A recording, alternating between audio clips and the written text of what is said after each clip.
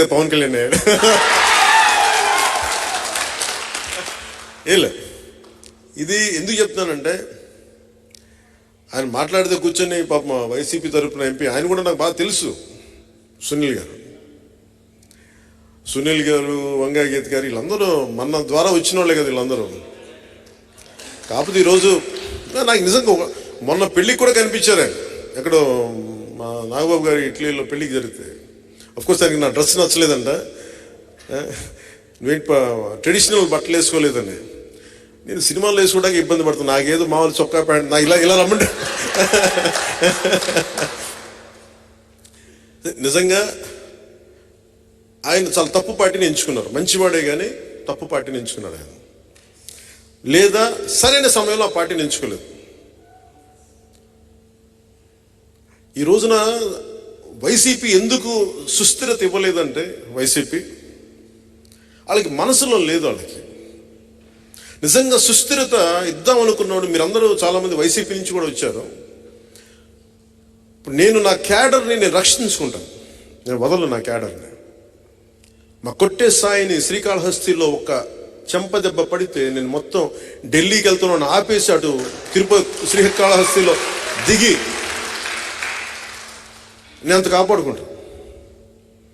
మీ మీద ఒక దెబ్బ పడితే, ఒక కేసు పడితే నేను ఉంటాను మీకోసం. మన కాకినాడ అది పదవి విరమణ చేసిన ఉద్యోగస్తుల తాలూకు స్వర్గం అంటారు దాన్ని. పెన్షనర్ల స్వర్గం అంటారు, పెన్షనర్స్ ప్యారడైజ్. అలాంటిది. ఎందుకంటే మా పెద్దనాన్న, నేను ఎప్పుడు చిన్నప్పుడు ఇప్పుడు రాలేదు కానీ కాకినాడకి, మా పెద్దనాన్న అక్కడే పోస్ట్ మాస్టర్గా పనిచేశాను కాకినాడలో. అలాగే మా వాళ్ళు అందరూ, మా బంధువులంతా కోనసీమలో ఉంటారు, మా పెద్దనాన్న పిల్లలంతా. నేను ఎప్పుడు నా మాట పెన్షనర్స్ ప్యారడైజ్ ఉండిపోయింది చిన్నప్పటి నుంచి. అలాంటి పెన్షనర్స్ ప్యారడైజు ఈ రోజున ప్యారడైజ్ ఫర్ గాంజా అయిపోయింది. క్రైమ్ సిండికేట్ పెరిగిపోయింది. వీటన్నిటిని నిలువరించాలి అంటే బలమైన వ్యక్తిత్వం ఉన్న వ్యక్తులు అక్కడ ప్రజాప్రతినిధులుగా ఉండాలి. ఎంపీగా ఉదయ్, ఎమ్మెల్యేగా నేను. ఉదయ్ ఈ రోజు నేను చెప్తా ఉన్నా, అన్ని నియోజకవర్గాలు తిరగండి, మొత్తం వెళ్ళండి. ఎందుకంటే నాకు పనిచేసే యువత, ప్రధానమంత్రి గారు అడుగుతుంది కూడా, నేను మొన్న మాట్లాడుతూ ఉంటే ఆయన సభలో కూడా చెప్పారు, 2029 ఎన్నికల గురించి నేను ఆలోచించట్లేదు, 2027 గురించి నేను 2047 గురించి ఆలోచిస్తున్నాను. ఇంకో తరం కోసం ఆలోచిస్తున్నారు.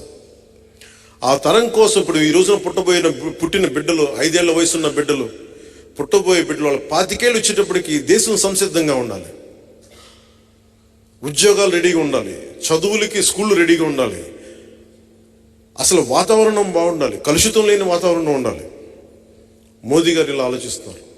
ఆయన ఆలోచనకి ధీటుగా మన వంతు మనం కృషి చేసేలాగా యువ నాయకత్వం చాలా అవసరం. ఒక ఎంపీగా భవిష్యత్తులో కూడా నేను ఒకటే చెప్తాను, ఒకవేళ మోదీ గారు అడిగితే, అమిత్ షా గారు అడిగితే, నేను ఎంపీకి వెళ్ళాలంటే మా ఉదయన్ అడిగి స్వాప్ చేసుకుంటాం అతను.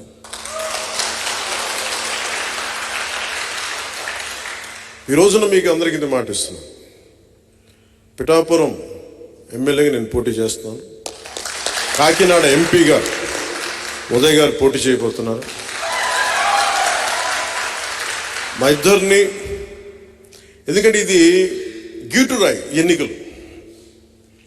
నిజంగా దశాబ్దం తర్వాత నేను నోరు తెరిచి అడుగుతున్నాను, ఓట్లు వేయమండి, ఓట్లు వేయండి, నాకు నేను హక్కు సంపాదించుకున్నాను. 2019లో కూడా నేను చాలా ధాటిగా ధీటుగా అడగలేదు ఓటేయండి, ఎందుకంటే నాకు మనసు చెప్తా ఉంది ఇంకా నువ్వు పని చేయి.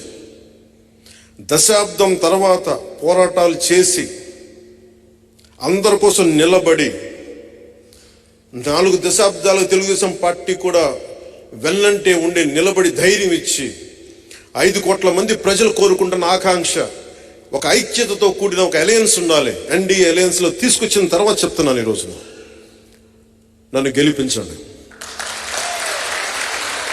చేతులెత్తి నేను అడగట్లేదు, ఆర్థిస్తున్నాను. లేదు, అడగందే అమ్మైనా పెట్టదంటారు. నేను ఈ రోజున అడుగుతున్నాను,